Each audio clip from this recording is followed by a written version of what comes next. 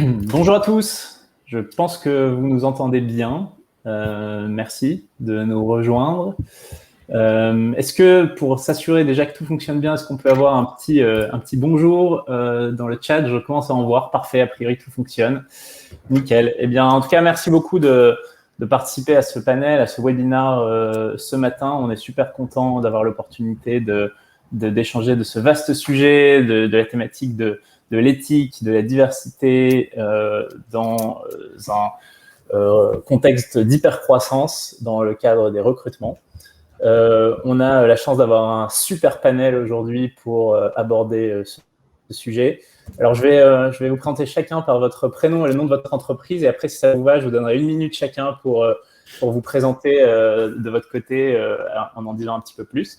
Alors, on a la chance d'avoir Stéphanie de Blablacar avec nous, Yann de Miro, Mathieu de Yago, Eric de Smart Recruiters et Alexandre du LabRH. À toi, Stéphanie, tu peux démarrer. Bonjour à tous, merci encore pour l'invitation. Je m'appelle Stéphanie, je m'occupe de tout ce qui est talent management chez Blablacar. Blablacar, pour ceux qui ne connaissent pas, c'est la place de marché de référence pour les voyages partagés. On a des offres de covoiturage, de bus et demain de train et on a à peu près 90 millions de membres dans un peu plus de 20 pays dans le monde. Parfait. Yann, c'est très court, c'est très bien. Ouais. Bonjour à tous, donc Yann, je suis l'équivalent Stéphanie donc chez Miro, qui est une plateforme professionnelle qui, au niveau de la photo, qui propose différents services sur de la photo donc purement B2B, mais maintenant B2C aussi. Et je m'occupe de tous les aspects, donc talent, acquisition, rétention, et puis également sur tout ce qui va être branding. Parfait, merci Yann. Mathieu? Bonjour à tous, Mathieu Penet, je suis le dirigeant et fondateur de Yago. Et Yago, c'est un service qui accompagne les services de recrutement pour considérer et respecter chacun des candidats qui a postulé et qui n'a pas été retenu, pour que justement ils sentent qu'il ait vécu une bonne expérience positive, même si l'issue n'est pas ce qu'il souhaitait et il n'a pas décroché le job, mais qu'il garde un bon souvenir de l'entreprise. Donc on fait de la considération et de la politesse pour chacun des candidats. Au cœur du sujet, donc. Parfait. Exactement. Eric, je t'en prie. Bonjour à tous. Donc, Eric Gelé, je suis le VP Europe du Sud de Smart Recruiters. Alors, Smart Recruiters, on est un éditeur de Talent Acquisition Suite, un éditeur de logiciels. Donc, on vend des solutions pour aider nos clients à recruter par rapport notamment à des compétences, puisque c'est un axe qu'on va développer aujourd'hui. Et puis, ce sujet, il nous tient à cœur. Chez Smart Recruiters, au-delà de notre rôle de responsabilité sociétale et éthique, parce qu'on sait aussi que la diversité, c'est une richesse de performance. Bon, je vous donnerai quelques chiffres tout à l'heure, mais plus une entreprise recrute de manière variée, plus elle est performante. Parfait, merci beaucoup Eric. Et enfin, Alex. Et tu remets ton micro, en revanche. Il fallait bien que ça arrive à 1, c'est tombé sur toi. Bien sûr. En fait, j'avais découvert la fonction M sur le clavier, mais ça ne marche pas, c'est pas grave. Bonjour à toutes et à tous. Donc, je suis Alexandre Ostourbe, le directeur général du LabRH. LabRH est une association qui promeut l'innovation RH en France, composée d'un peu plus de 250 startups qui travaillent dans le monde des ressources humaines et 80 corporates, donc plutôt des grandes entreprises du CAC 40 et du SBF 120. Mais on retrouve également des éditeurs de logiciels SIRH, des laboratoires de recherche, des écoles et des cabinets de conseil. Parfait. Donc, pour les personnes qui sont arrivées en cours de route, en résumé, on a un super panel représentant à la fois l'expertise métier de personnes qui sont dans la situation de devoir recruter énormément de collaborateurs dans un contexte d'hypercroissance, et donc leur regard sur cette thématique de diversité et d'éthique sera hyper intéressant. On a de l'autre côté plutôt des fournisseurs de solutions qui prennent en compte dans leurs travaux, dans leurs innovations, essayer en tout cas d'apporter quelque chose sur cette thématique-là. Et enfin, Alexandre, toi, tu représentes un petit peu un regard global sur ce qui se fait sur ces thématiques d'innovation. Et puis, pour boucler la boucle et être poli, je vais me présenter aussi. Du coup, moi, je suis Louis Coulon, je suis un des fondateurs de Clever Connect. Nous, on développe chez Clever Connect des solutions, des logiciels de talent acquisition. On essaie de couvrir l'ensemble du processus. Et évidemment, on a aussi un regard assez focalisé, assez important sur essayer de faire en sorte que l'expérience candidat soit agréable, mais aussi surtout inclusive. Donc, on se retrouve tous un petit peu sur ce sujet. Et ça me permet d'ailleurs de faire la transition, puisque pourquoi est-ce qu'on a décidé aujourd'hui de parler un petit peu de ce sujet-là? Nous, chez Clever Connect, on a mené ces derniers temps un super groupe de travail à travailler avec l'IFOP sur une étude sur les thématiques autour de cette thématique-là d'inclusion, de diversité au sens large dans le recrutement en France aujourd'hui. Et globalement, notre étude avec l'IFOP montre que le problème, a priori, n'est pas résolu. C'est vrai qu'on est de plus en plus concerné, le sujet est de plus en plus connu.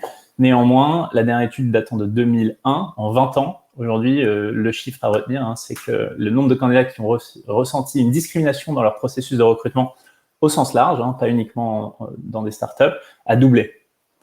C'est-à-dire qu'un sujet qui est dont on a de plus en plus conscience et sur lequel on essaye de plus en plus de travailler, en soi, les chiffres sont plutôt à la baisse. D'ailleurs, je pense que notre équipe marketing va sûrement vous partager dans le chat le lien vers cette étude, si vous voulez la télécharger. Il y a énormément de chiffres intéressants et je n'aurai pas le temps de tous les présenter. Et je voudrais rajouter simplement que on est tous concernés, et nous les premiers, et en toute transparence, je vais vous donner 2 chiffres qui font qu'on a encore du pain sur la planche nous-mêmes. 72% des collaborateurs de Clever Connect ont moins de 40 ans. Donc, voilà, on n'est pas hyper inclusif sur les thématiques de tranche d'âge. Et malheureusement, c'est assez courant dans les entreprises tech, mais c'est aussi le cas pour nous du coup. Seulement 35% de femmes. Donc, voilà, on est nous-mêmes concernés et pas exempts de tout reproche. Donc, on a encore du pain sur la planche. Voilà, pourquoi parler de ça aujourd'hui spécifiquement sur la thématique d'hypercroissance? Et après, je vais vous donner la parole à chacun d'entre vous. Il y a un sujet... évidemment, on se doute que quand on prend conscience en tant qu'équipe recrutement de cette problématique, quand on est une petite équipe qui a peu de recrutement à faire l'année, on peut faire beaucoup dans le qualitatif, être très en contrôle et du coup essayer d'améliorer la situation. Mais évidemment, quand on est dans un contexte d'hypercroissance, c'est une autre paire de manches. On doit aller très vite, on a énormément de personnes qui postulent, on a des équipes qui sont assez autonomes, qui fonctionnent là-dessus. Donc, c'est pour ça que vos différents points de vue seront les bienvenus. J'ajoute simplement à ça que d'ailleurs, la tranche d'âge des moins de 30 ans, juste pour information, qui sont globalement aussi celles qui postulent et qui sont très attirées par les startups aujourd'hui. C'est aussi celle qui se dit le plus victime de discrimination à l'embauche. C'est une personne sur 4 de cette tranche d'âge-là qui a ressenti une discrimination dans ces processus d'embauche. Donc voilà, le sujet est complet. Et peut-être, du coup, pour démarrer ce panel, j'allais me tourner peut-être vers toi, Eric, pour démarrer. C'est vrai que sur beaucoup de sujets d'innovation et donc d'innovation RH, les États-Unis sont un petit peu précurseurs. Et donc, je me demandais, quand on travaille dans une entreprise américaine, est-ce qu'il y a des choses qu'on voit, qu'on fait, qu'on développe, qui vont arriver, qu'on ne fait pas encore en France? Alors écoute, effectivement, Jérôme Ternac, notre CEO, il est plutôt visionnaire et il sent bien les choses, puisqu'on a recruté il y a presque un an une Chief Diversity Officer, donc qui a ce rôle et cette mission d'améliorer, augmenter, travailler sur l'importance de la diversité. Alors, tu m'avais demandé de préparer quelques chiffres. On a pas mal d'études, nous, qui sont faites en interne chez nous et des études américaines. Tu vois, ma première source, ça va être Glassdoor. Aujourd'hui, pour 78% des employés, ils attendent de leur employeur qu'ils traitent tout le monde de manière équitable. Donc, ils veulent, quand on est candidat, ils veulent une image honnête de l'entreprise avant de faire une décision de où aller travailler. Donc, ça, c'est factuel, c'est Glassdoor. Glassdoor explique également que les entreprises qui ont une diversité ethnique et raciale performent de plus de 35%, augmentent leur performance et augmentent leur ROI grâce à la multidiversité. On dit aussi que les décisions, pour 87% des cas, on a des meilleurs decision makers dans le cadre d'une entreprise multiculturelle, meilleure en diversité. Un chiffre aussi assez factuel, 41% des entreprises ont des meilleurs revenus quand elles ont un nombre équivalent, une meilleure proportion homme-femme. Donc, quand elles sont à l'égalité parfaite homme-femme. Voilà, ce qu'on doit comprendre de ce que tu dis, c'est que ce n'est pas juste un sujet de, entre guillemets, rentrer dans la loi, c'est que c'est un sujet de compétition. C'est la bonne. Les meilleurs voilà. sont ceux Je vous donne des arguments pour justifier de le faire parce que c'est pas juste pour des raisons de responsabilité sociétale ou éthique ou de morale, c'est simplement parce que en suivant ça, on augmente les performances des organisations. Une bonne façon de convaincre son CFO, son directeur financier, en fait. Les DRH sont déjà convaincus, mais en fait, il faut maintenant un côté business. Très bien, merci pour les chiffres.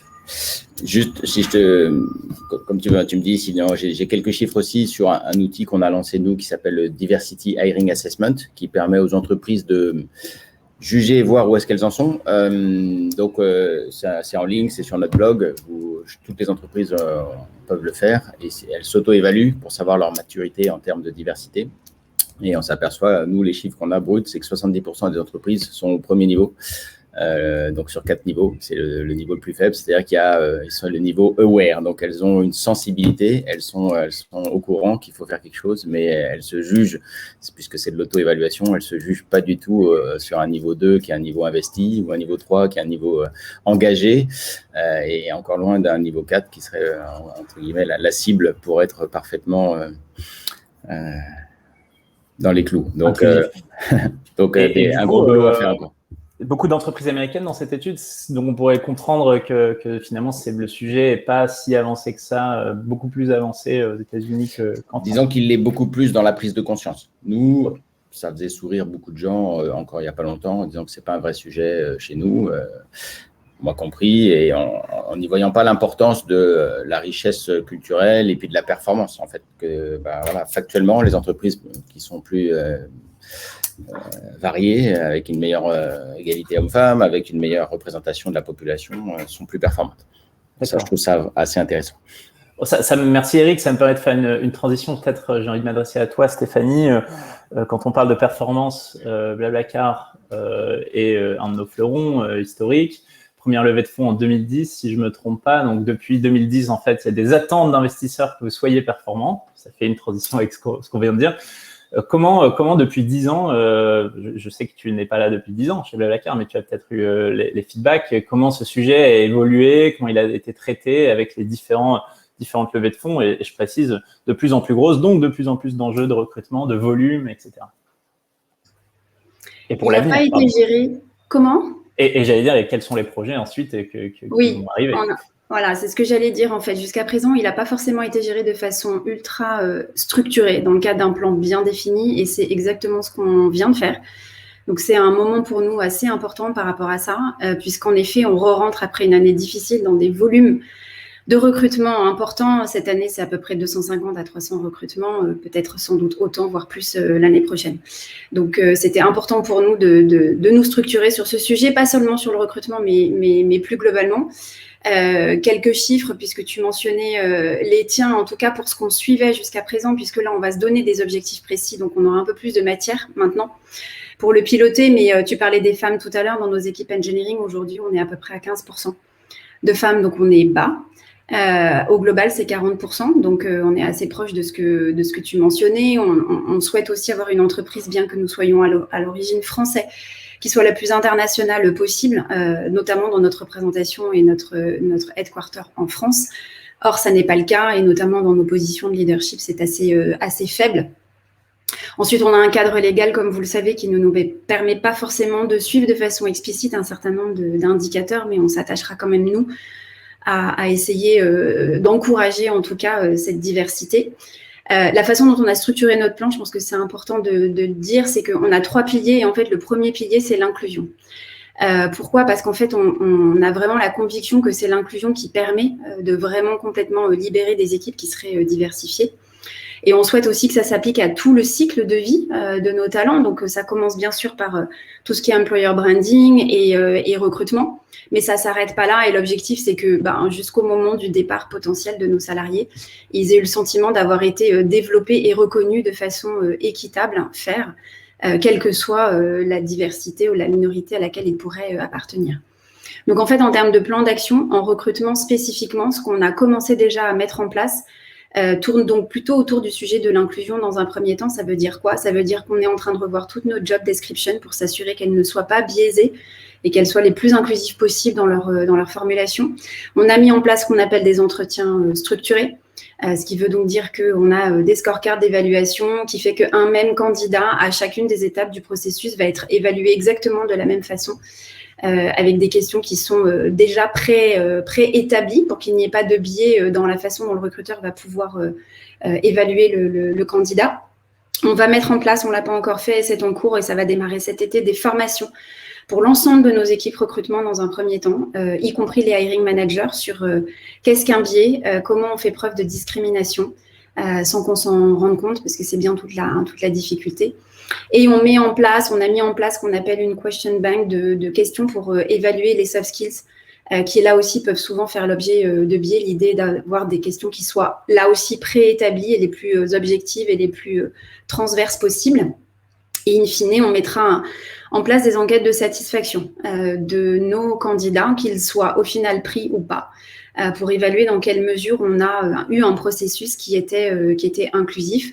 Plus globalement, on démarre aussi toute une campagne de sensibilisation en interne qui commence d'ailleurs la semaine prochaine avec une keynote qui va adresser nos 700 collaborateurs dans le monde, avec des traductions pour nos pays qui ne parlent pas forcément très bien la langue anglaise, qui est notre langue de travail. Et on va également mettre en place un workshop auprès de nos leaders sur ces sujets-là pour démarrer. Notre objectif étant qu'au plus haut niveau, on commence par être exemplaire dans nos pratiques et dans nos attitudes et dans nos façons de travailler. En termes de diversité, l'idée est d'aller favoriser des groupes sous-représentés. Alors, ça passe par du sourcing proactif dans des communautés. Je n'ai pas mentionné tout à l'heure, mais tu parlais de seniorité et de seniors. En effet, nous avons une moyenne d'âge qui est basse chez Blablacar.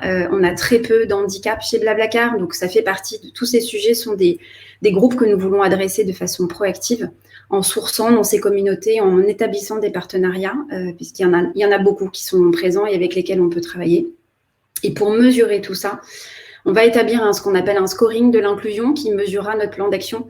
Et on demandera à nos salariés de se prononcer sur des questions très précises qui vont couvrir tous les aspects de l'inclusion, que ce soit l'équité du traitement dont ils font l'objet, leur intégration, des processus de décision diverses, la sécurité aussi dont ils font l'objet, la capacité à pouvoir s'exprimer dans leurs potentielles différences et leur sentiment d'appartenance. Voilà, donc on a un plan d'action assez ambitieux qui démarre et j'espère qu'on aura de beaux résultats rapidement d'ici la fin de l'année.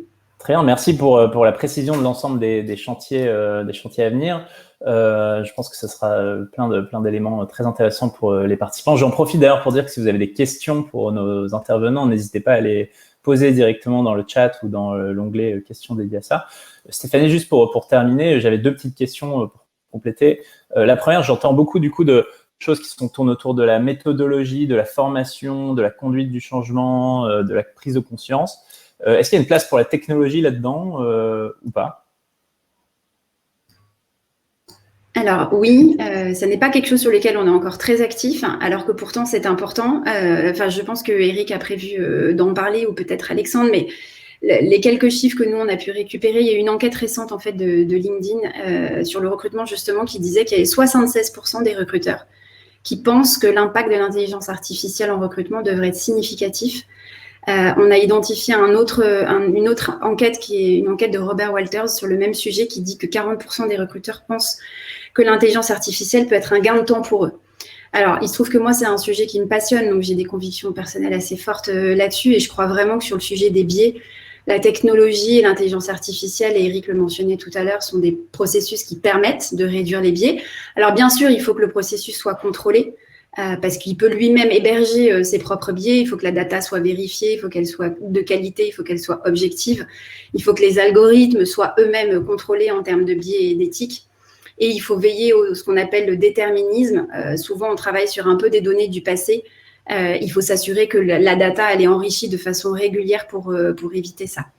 Il y a un élément de contexte important, tu le disais au début, il y a eu beaucoup de levées de fonds, beaucoup de licornes qui grandissent et qui ont des plans très ambitieux de recrutement. On va se parler de volumes qui sont absolument colossaux, sans doute on va parler de milliers de recrutements nécessaires dans des environnements tech où il y a déjà une pénurie. Et en fait, j'ai aussi cette conviction que il va falloir, indépendamment de l'aspect biais et éthique et diversité, qu'on soit capable d'automatiser et d'industrialiser nos processus pour traiter plus de volume, parce que c'est aussi à ça que la techno peut servir. Ça permet aussi d'avoir des processus qui sont plus individualisés et plus ciblés. Et ça permet de positionner le recruteur sur des tâches à valeur ajoutée qui vont vraiment consister à accompagner les candidats et à être dans une relation humaine. Donc, une fois que j'ai dit tout ça, vous voyez que j'ai cette conviction-là. Maintenant, il faut qu'on fasse des tests parce qu'il y a toujours un peu de résistance, je pense, par rapport à ces outils. Donc, il faut d'abord qu'on montre et qu'on soit capable de montrer sur des postes donnés, sur des populations données, ce que des tests soit de screening automatisé des candidatures, soit justement de recrutement un peu prédictif avec des matchings entre des candidats et des postes peut donner, pouvoir rassurer du coup les équipes sur les freins qu'elles peuvent avoir, sur la déshumanisation qui est aussi une inquiétude des candidats qui est souvent exprimée. Et une fois qu'on aura pu conduire ces tests et qu'on aura pu avoir des résultats quantitatifs et qualitatifs qui nous conviennent, alors j'espère qu'on pourra généraliser ça rapidement. Parfait, merci beaucoup Stéphanie. Ma deuxième question est avec une réponse rapide, si possible, pour laisser le temps de parole. Du coup, le plan d'action, c'est à quel horizon que tu souhaites mesurer des premiers résultats fin d'année. Donc là, vous donnez 6 mois pour qu'il y ait déjà des premiers résultats. Ouais, surtout ça. Très bien, merci beaucoup. Yann, je me tourne vers toi pour la suite. On vient de parler du coup de Blablacar et cette progression année après année depuis plus de 10 ans. Dans votre cas, l'hypercroissance est encore plus brutale, si je peux me permettre, puisque si je ne me trompe pas, vous êtes passé en moins de 2 ans de 80 à 800 collaborateurs. Donc, comment est-ce qu'on assure la diversité, on évite la discrimination, on évite des thématiques comment est-ce qu'on maintient le respect à chaque candidat? C'est un sujet qui tient à cœur en plus. Donc, on est partant pour entendre. Non, effectivement, ça a été un sujet, ça a été très très brutal parce que cette progression-là, elle s'est faite, même si ça s'est justement donc calmé depuis, dans des délais très très courts. Ça a challengé beaucoup de monde et avec de nouvelles personnes impliquées dans les process de recrutement qui n'étaient pas forcément avant ou qui découvraient un petit peu ces choses-là. Faut savoir que Miro, par essence, je pense que c'est une entreprise très très internationale. Moi, je l'ai vécu dès le début parce que on a la chance d'avoir une activité qui est assez globale, de proposer le service dans plus d'une centaine de pays dans le monde. Donc, de fait, les équipes qui travaillent sont assez internationales aussi. Au plus fort de l'activité, on a eu jusqu'à une 50aine donc de nationalités. C'est un peu la diversité qu'on peut traquer comme on le disait tout à l'heure, on est limité dans ce que l'on peut traquer aujourd'hui pour respecter un peu le cadre légal. Mais sur du point de vue de nationalité, on était un peu plus d'une 50aine. En moyenne d'âge, forcément, c'est assez similaire à ce que on peut rencontrer dans la tech française. Je pense que ça se situe aux alentours d'une 30aine d'années, même si progressivement, en fait, on a pu évoluer en termes de moyenne d'âge en intégrant des profils. Progressivement, c'est venu un petit peu avec aussi les enjeux et puis le recul qu'a pu avoir l'entreprise. Donc, recruter certains experts qui parfois, justement, pouvaient sortir des clous et être très décalés par rapport à la moyenne d'âge, ce qui, justement, peut apporter quelque chose de très bien au sein des équipes. Je pense que de manière assez similaire un petit peu à Blablacar et puis à d'autres. Nous, ce qu'on a aujourd'hui, c'est ce qu'on peut constater, c'est qu'on a un manque d'outils par rapport à ça. C'est vrai que ça reste assez quand même artisanal, avec justement pas mal d'accent qui est mis sur accompagner les managers et puis surtout aussi un petit peu pouvoir ouvrir un peu l'esprit, justement. Donc, gros travail de pédagogie pour débriefer, revenir un petit peu sur ce que je considère un petit peu comme des fondamentaux, revenir sur les job desks, revenir sur au-delà des descriptifs de poste. Ça va être aussi un petit peu du type de profil que l'on peut rechercher, d'où est-ce qu'il va venir, etc. Partir vraiment des compétences pour pouvoir élargir un petit peu au maximum donc le spectre un peu de profils recherchés.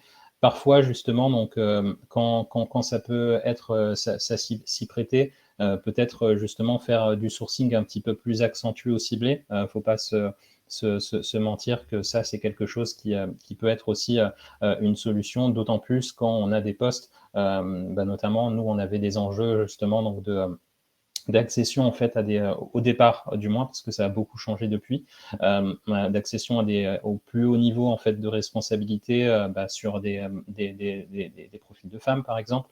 Donc là, pour le coup, dès que ça le permettait, on va dire, par rapport au vivier donc de candidats, le sourcing, je pense qu'il était encore plus accentué justement donc sur ces profils-là parce que ça le permettait.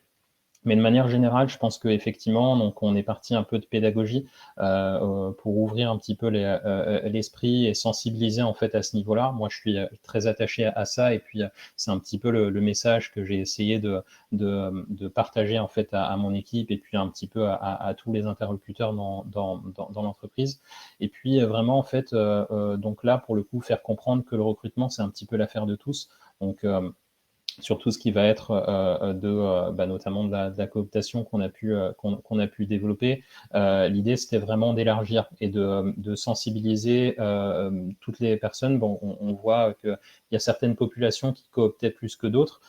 Ça a toujours été un complément, justement, parce que l'idée, c'est pas non plus d'emmener en fait des clones et créer une boîte de clones, mais par les populations justement donc qu'ils peuvent avoir, emmener au plus grand large en fait les personnes pour nous à coopter. Et puis coopter, ça peut faire parler de l'entreprise et emmener encore plus de monde en fait à nous.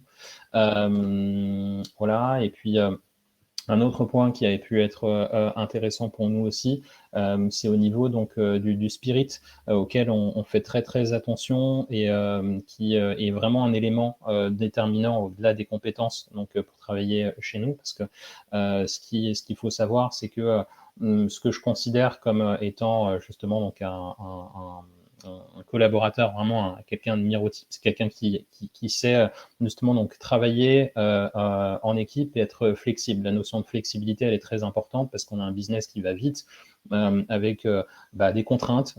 Parfois, c'est vrai qu'on peut avoir de s'imaginer avoir une certaine idée un petit peu d'une boîte en hyper-croissance, que ça va être cool, etc.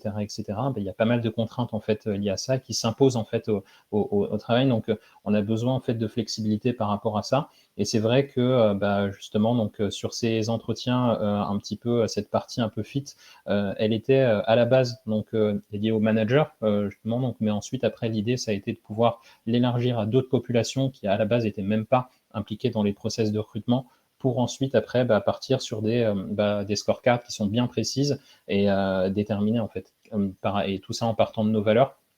Qu'est-ce qui fait justement donc un collaborateur va s'épanouir chez Miro? Pourquoi en fait la personne veut nous rejoindre et justement donc dans quelle mesure en fait elle est adaptée par rapport à nous. Et par rapport à ça, c'est vraiment un élément de prise de décision qu'on a pu inclure dans les process. On a pu à certains moments justement donc mettre le haut là sur certains recrutements qui a priori cochaient certaines cases techniques mais dont en termes de spirit on n'avait pas forcément donc la conviction qui pouvait s'adapter. Et ça, je pense que ça a pu laisser la place aussi à des candidats qui peut-être qui étaient pas forcément les candidats types qu'on aurait recruté en fait à la base, qu'on aurait ciblé à la base. Et ça a pu, je pense, concourir aussi à avoir un panel de gens assez élargi. Donc pas mal de petites choses comme ça qu'on a mis en place et puis au fur et à mesure industrialisé avec le temps. Pas forcément avec des outils, mais avec des bonnes pratiques. Merci Yann. Je pense que tu as en partie du coup répondu à la question de Clotilde qu'on avait dans le chat, puisque la question était qu'est-ce qui va être le plus important, hard skills, soft skills? Et tu viens de dire il y a des personnes qui avaient les hard skills parfaites en termes de tech, mais si ça ne matchait pas avec notre culture, l'esprit Miro, donc j'imagine que c'est plutôt soft skills en soi, c'est un no-go pour vous. Ouais, ce qu'il faut savoir, c'est que ça peut dépendre aussi des populations de métiers. Typiquement, par exemple, on va prendre un peu certaines populations de tech. C'est pas des métiers en fait qui, pour certains, vont collaborer ultra directement avec le business, etc. Donc là, pour le coup, c'est vrai que la dominante technique est ultra déterminante. Justement, donc un développeur qui est pas le meilleur au niveau qu'on attend pour coder, forcément, ça va primer.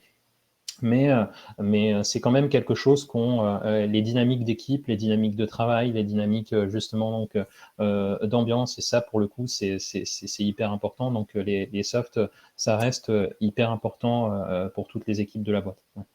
Très bien, et je vois que Stéphanie répond directement dans le chat, ça c'est parfait, on est multitasking comme le remote work le demande.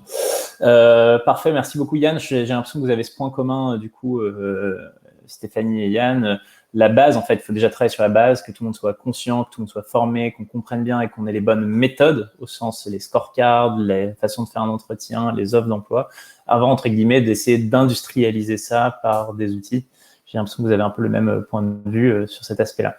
Je me tourne vers toi, Mathieu, pour avancer.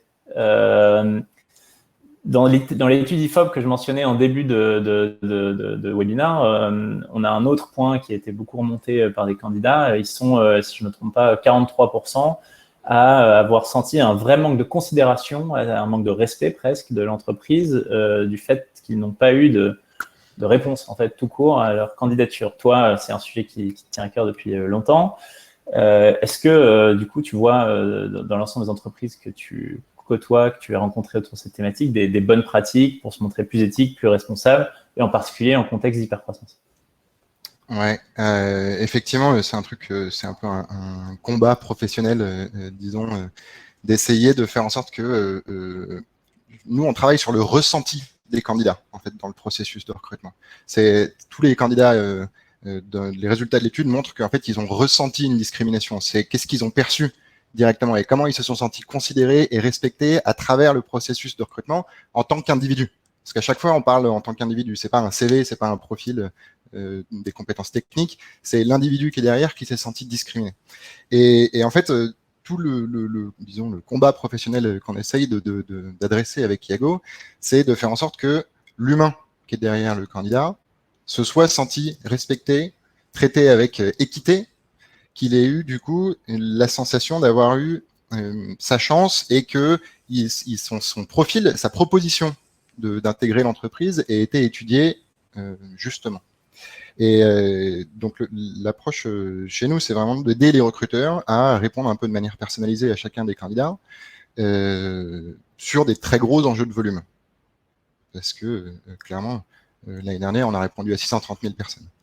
Et il y a un vrai problème, enfin, un truc, c'est que l'humain qui est derrière chacun des candidats est de plus en plus conscient qu'il peut y avoir des biais, qui est de plus en plus conscient que la discrimination existe dans les processus de recrutement, et du coup, il est de plus en plus attentif à ces sujets-là. Et du coup, l'image qu'il va avoir de l'entreprise, elle va être énormément... ça va être un focus point de se dire, est-ce que dans le processus de recrutement, je me suis senti discriminé ou non? Toute l'approche, en fait, chez nous, c'est de se dire, en fait, quand on reçoit 40 000, 50 000, 60 000 candidatures par an, en fait, c'est normal que les recruteurs soient un peu dépassés par rapport à ce truc-là. Et il faut vraiment aller les accompagner pour considérer chacun des candidats, mais plutôt des individus qui sont derrière, pour qu'il ait le ressenti d'avoir été considéré et respecté à sa juste valeur en tant qu'humain. Et c'est vraiment ça le nerf de la guerre chez nous. Du coup, le point par rapport aux candidats qui regrettent de ne pas avoir eu de considération et de respect suite à des entretiens, c'est aussi par manque de temps de la part des recruteurs. C'est que chacun, quand on recrute dans nos équipes, on aimerait bien pouvoir apporter la considération humaine et le respect à chacun des candidats, mais il y a un enjeu on n'a pas une bande passante infinie, et même si j'ai une grande confiance dans l'intelligence artificielle, et je sais qu'un jour ça va arriver qu'on puisse déléguer à l'intelligence artificielle le fait de répondre à des candidats, pour qu'ils aient ce sentiment d'être considérés et respectés, pour l'instant on n'y est pas encore complètement, ou en tout cas on n'est pas capable d'avoir un truc à 100% fiable. Et donc l'approche, c'est vraiment de se dire, ok, cher candidat, la promesse quand tu vas postuler chez nous, c'est que ton CV sera étudié et tu vas avoir la preuve que ton CV va être étudié. Ça, c'est un premier truc. C'est un peu le combat de Yago. Après, il y a un truc qui est hyper intéressant et qui m'a beaucoup fait réfléchir pendant le premier confinement. C'était de se dire, comment est-ce qu'on peut monitorer en tant que recruteur ce ressenti des candidats?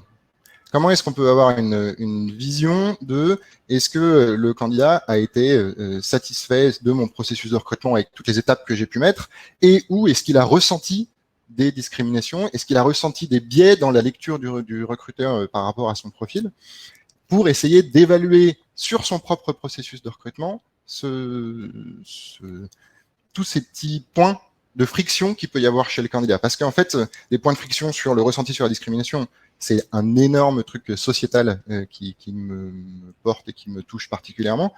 Mais on peut élargir le truc sur la considération humaine de chacun des candidats en allant avec justement l'autre service à côté d'Iago quand on déploie, et qui est d'aller poser des questions au candidat directement à l'issue du processus de recrutement pour aller lui demander qu'est-ce que tu as ressenti et est-ce que tu as ressenti à travers le processus de recrutement chez nous, est-ce que tu as eu un sentiment de discrimination et est-ce que oui, non, pour qu'on puisse corriger le tir au fur et à mesure en fonction du process. Et ça, c'est un truc où c'est particulièrement dur. Ce que je vois, ce qui ressort du discours de Stéphanie et de Yann, c'est que c'est particulièrement dur à monitorer, notamment à cause du fameux cadre légal. Mais ce qu'on peut aller monitorer, c'est le ressenti du candidat en tant qu'humain, en tant que personne. Et c'est comme ça que je pense qu'on pourra réussir à aller aussi améliorer les choses et savoir exactement ce sur quoi il faut aller bosser.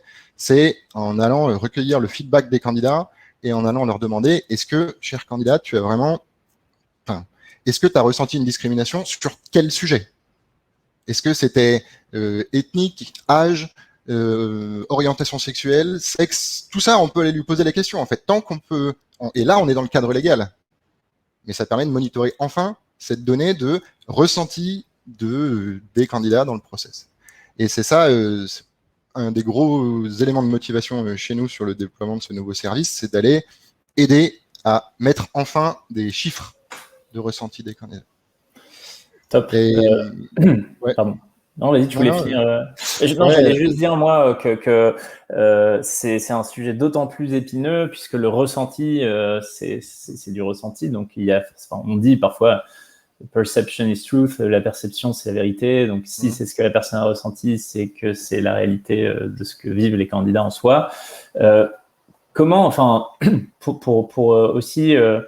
éviter ce ressenti, il y a tout un sujet, tu l'as dit, j'imagine, par une étude a posteriori, j'imagine qu'il y a un certain sujet aussi autour de la transparence, en amont aussi, pas uniquement tu as vécu ça, t'en as pensé quoi, mais plutôt notre processus de recrutement qui va arriver, ça va faire ci, ça va faire ça, tu vas avoir à faire ceci et on le fait pour cela. Ouais. Et ça, je pense, par exemple, Eric, si je ne me trompe pas, que Smart a des super solutions pour entretenir une conversation. Et Alexandre, je pense que tu pourras peut-être aussi nous en dire un petit peu plus sur cette thématique au sens large de la transparence des outils pour accompagner les processus de recrutement des candidats. Sur justement les attentes des candidats quand ils postulent dans les entreprises, de plus en plus de candidats sont en attente de cette transparence et de savoir, avant d'y rentrer, avant de mettre un pied en entretien ou en visio ou tout ce qu'on veut, ils sont en attente de savoir quelle est la tête globale de l'entreprise.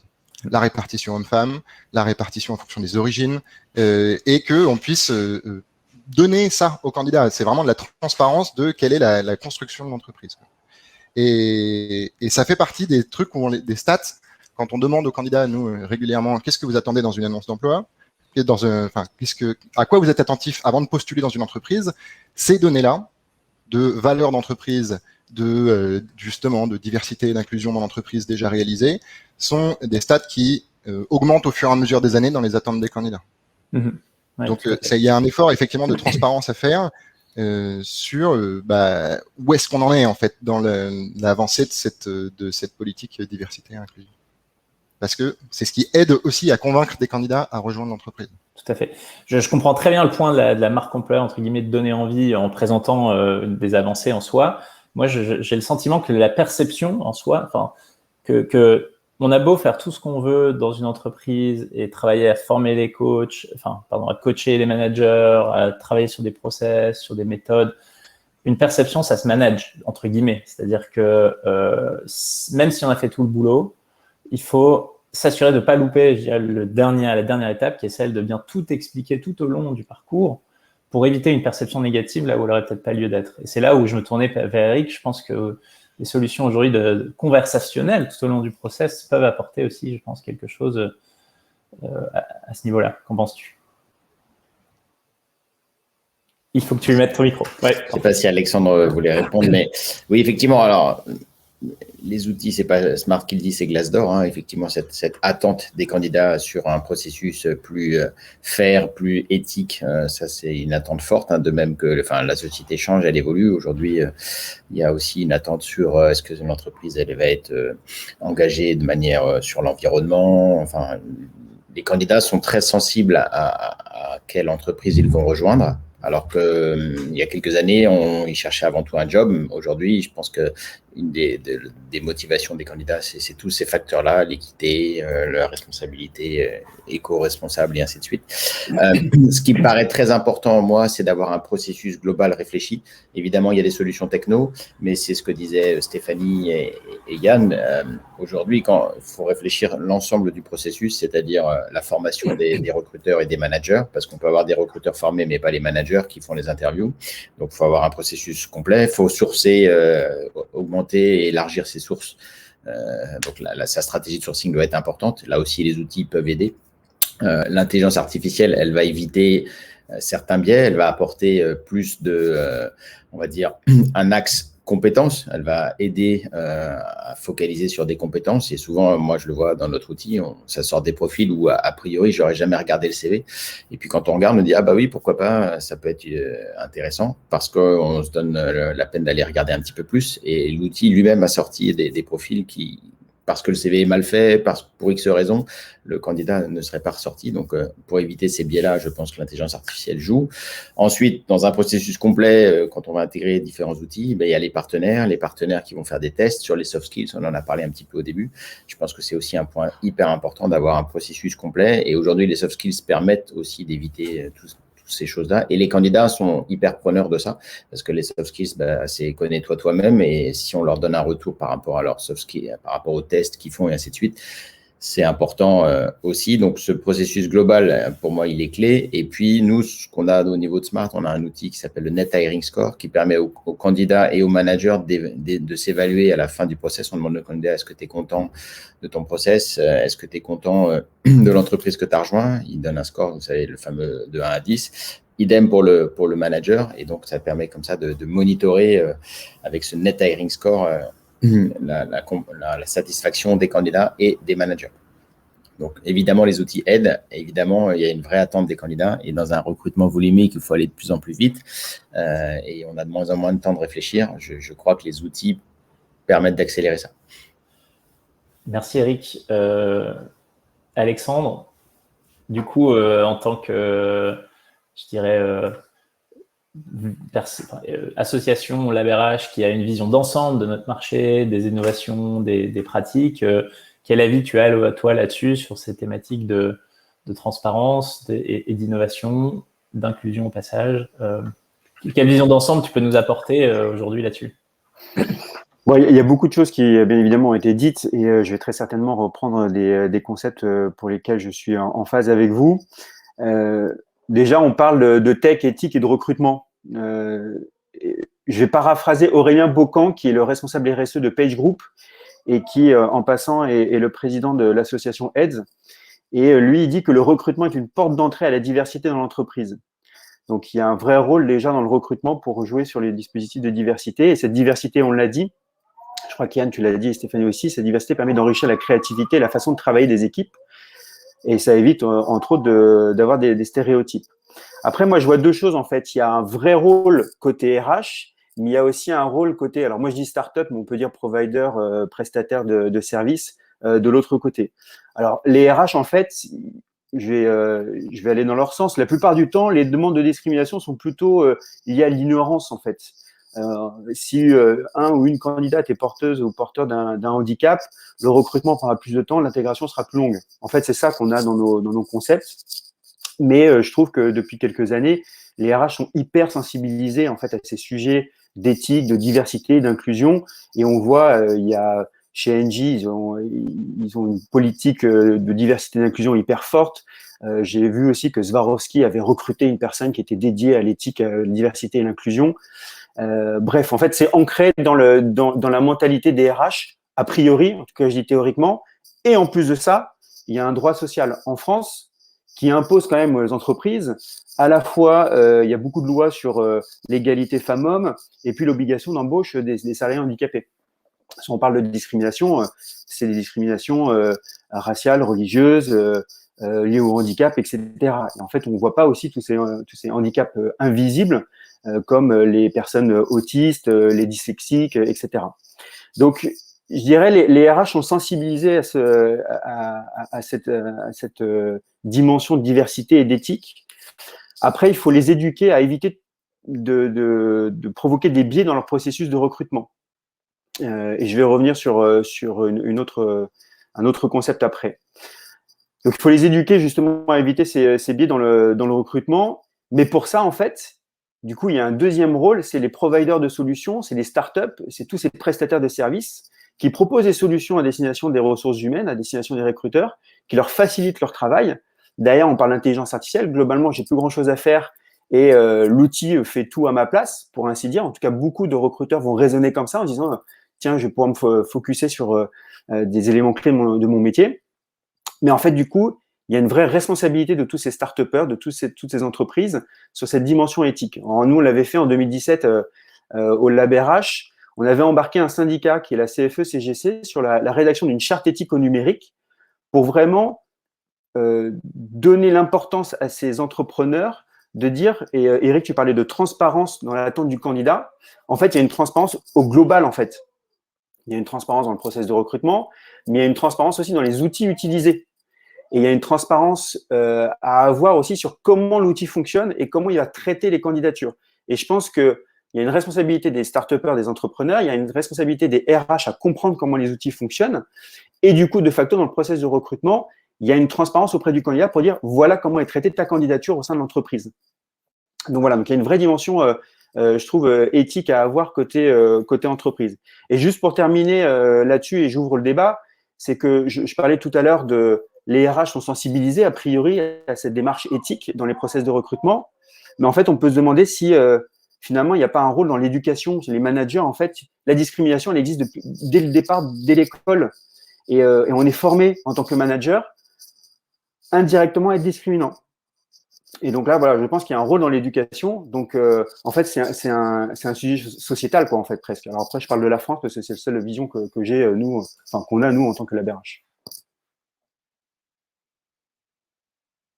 Très bien. Merci Alexandre, c'est super intéressant. Et ton point de vue, toi, parce que je comprends le besoin, il est réel. Où penses-tu qu'on se situe spécifiquement sur la HR Tech française, sur ce niveau de transparence dans un environnement concurrentiel mondial au final, hein, nos HR Tech françaises sont en concurrence avec des HR Tech mondiales. Eric, on est partenaire aussi avec des entreprises mondiales. Où est-ce que tu situerais du coup la HR Tech française sur cette thématique de transparence par rapport à son écosystème plus large?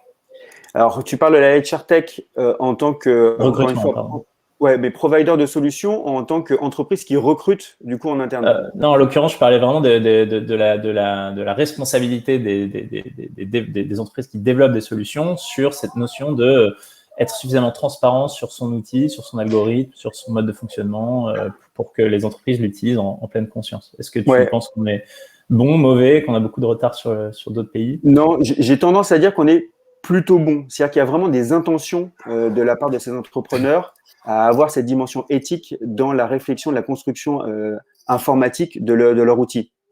Fini le côté black box de l'outil. On est vraiment là pour créer un process qui soit transparent auprès du client final, hein, qui est le recruteur qui achèterait la solution. Donc, je pense qu'on est plutôt bon. Il y a des solutions, il y a des startups. Et nous, je parlais de la charte éthique qu'on avait sortie en 2017.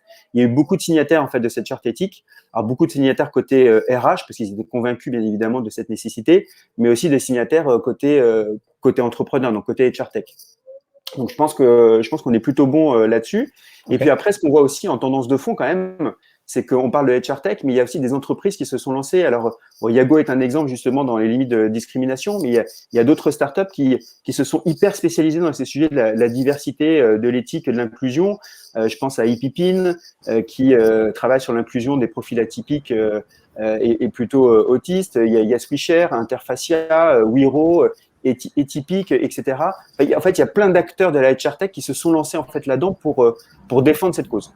Super, c'est top de partager des noms aux personnes qui nous écoutent aujourd'hui et qui voudraient se renseigner sur ces thématiques très spécifiques. Je ne sais pas, Stéphanie, Yann, si vous avez un point de vue aussi sur ce dernier aspect qu'a mentionné Alexandre, c'est-à-dire, est-ce que tu le disais Stéphanie tout à l'heure, d'ailleurs, il y a souvent des craintes, des freins dans l'entreprise à utiliser des outils qui doivent en partie être liés à ce que dit Alexandre, hein, un manque de compréhension et de transparence sur comment fonctionnent les technos.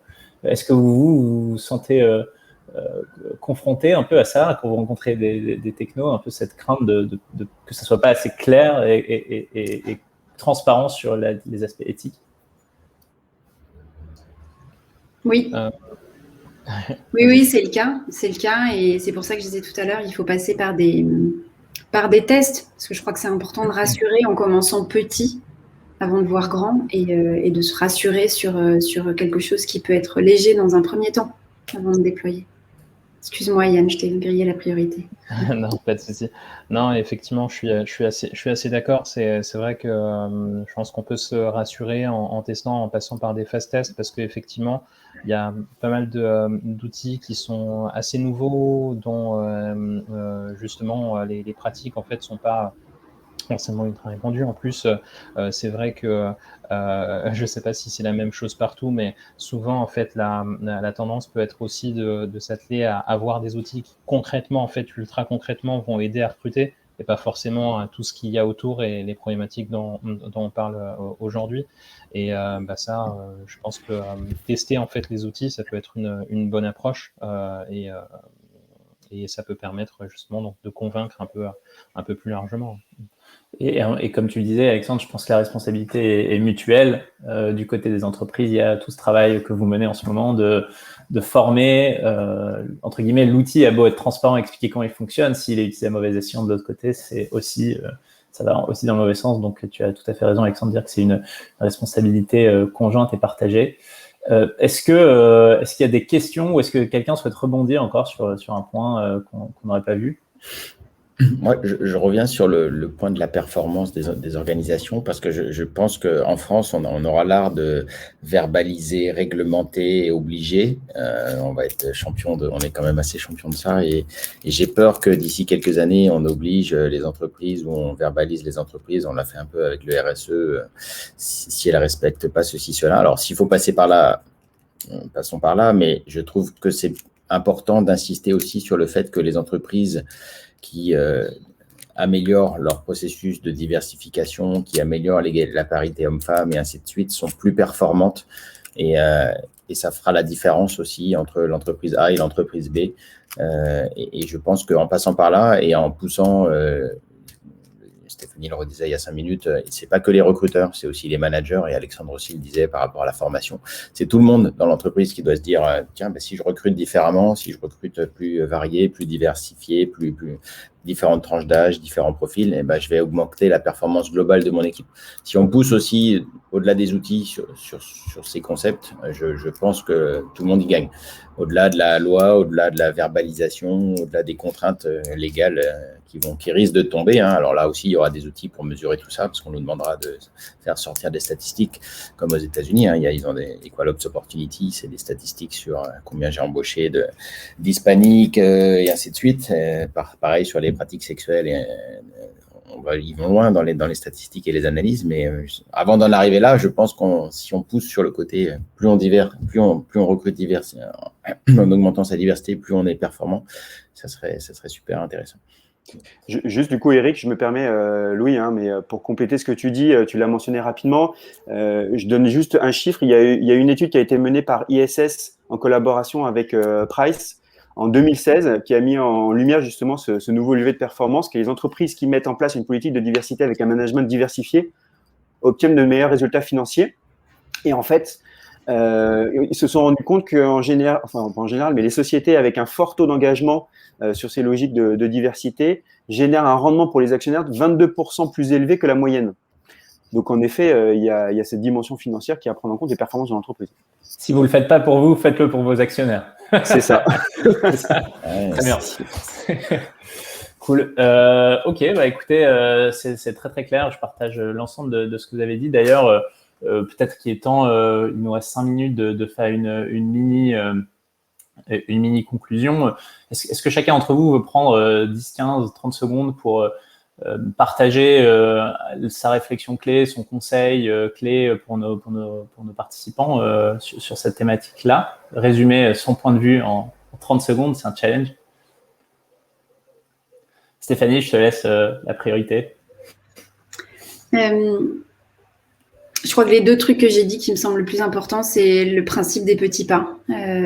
Je crois qu'il ne faut pas être trop ambitieux sur un sujet compliqué et adapter aux besoins de son entreprise. Et commencer par l'inclusion, qui est le parti pris qu'on a eu, qui me semble crucial avant de se dire qu'on va diversifier. Assurons-nous qu'on va pouvoir inclure correctement.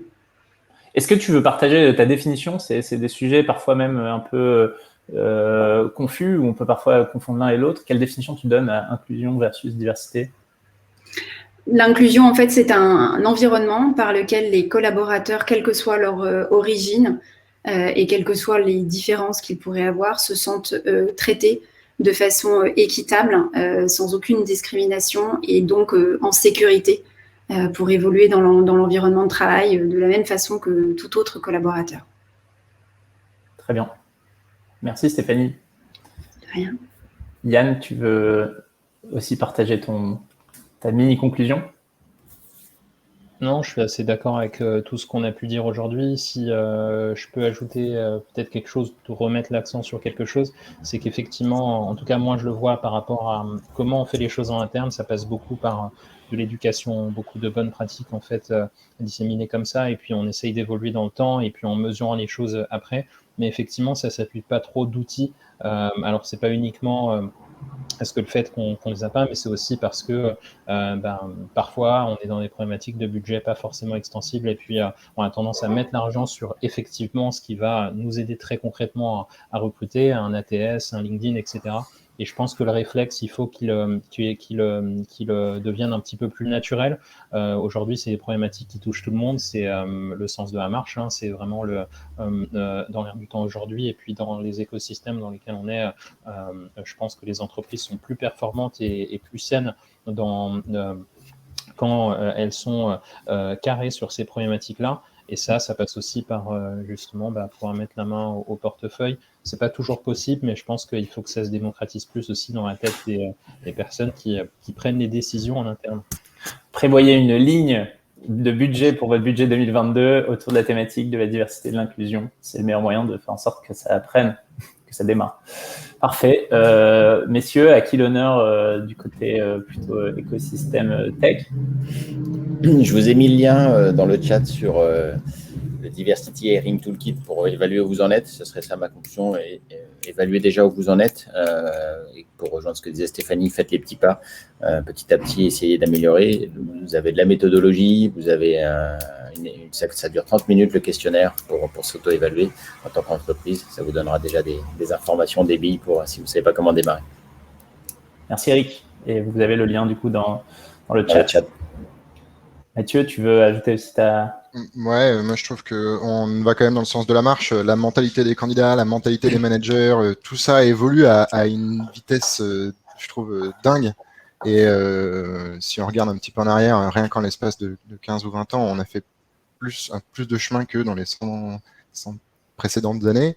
Et je trouve qu'il y a un truc où ça change, et ça, dans le bon sens, quoi. Et c'est les convictions de chacun des acteurs, que ce soit les recruteurs, les managers ou les candidats, évoluent et prennent en compte ce truc-là. Et je trouve que c'est le job des processus de recrutement, et aussi d'accompagner cette évolution de la société en tant que telle, où ça doit se manager au fur et à mesure et s'accompagner à coup de formation, effectivement, avec des outils, et ça doit se monitorer aussi pour être capable de savoir dans quel sens on va, et si, parce que ça devient un argument et ça devient un enjeu de recrutement pour être différenciant ou montrer qu'on est en avance sur ce genre de sujet, devient un élément clé d'attractivité. Et du coup, c'est pour ça que ça se manage et ça se monitore. Parfait. Comme des KPI classiques. Merci Mathieu. Alexandre, je te laisse l'avant-dernier mot de la fin et je conclurai presque à temps. Ouais, je vais être hyper rapide, et là je m'adresse aux acteurs de la HR Tech.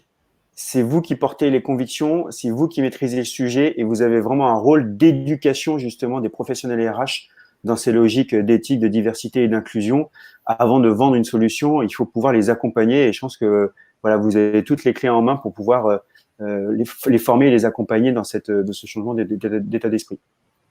Merci Alexandre, ça fait en plus une super transition pour mon mot de la fin, puisque notre groupe de travail interne qui a travaillé avec l'IFOP sur sur cette étude autour de l'inclusion et de la discrimination et de la perception de discrimination, pardon, a démarré depuis quelques mois un nouveau groupe de travail, puisque je me rends bien compte, on se rend bien compte que finalement cette thématique, c'est une thématique assez large où l'un des trucs qui manque, j'ai l'impression, c'est un vrai playbook, une sorte de guide, quoi, par quoi commencer, dans quelle ordre le faire, quelles sont les bonnes pratiques, qu'est-ce qui est du court terme, qu'est-ce qui est du long terme. Et donc, notre équipe vous invite, si vous êtes intéressé pour participer à ces groupes de travail, à participer, puisque notre objectif, c'est de livrer avant la fin de l'année un guide pratique de la mise en œuvre d'une politique de diversité efficace, avec énormément de bonnes pratiques partagé du coup par vous, si vous en avez, et tous les professionnels RH ou les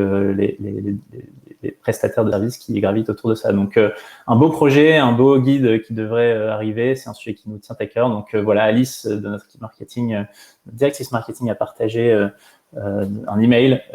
N'hésitez pas à nous contacter si le sujet vous intéresse, si vous voulez participer à ces workshops. Ce sera avec grand plaisir.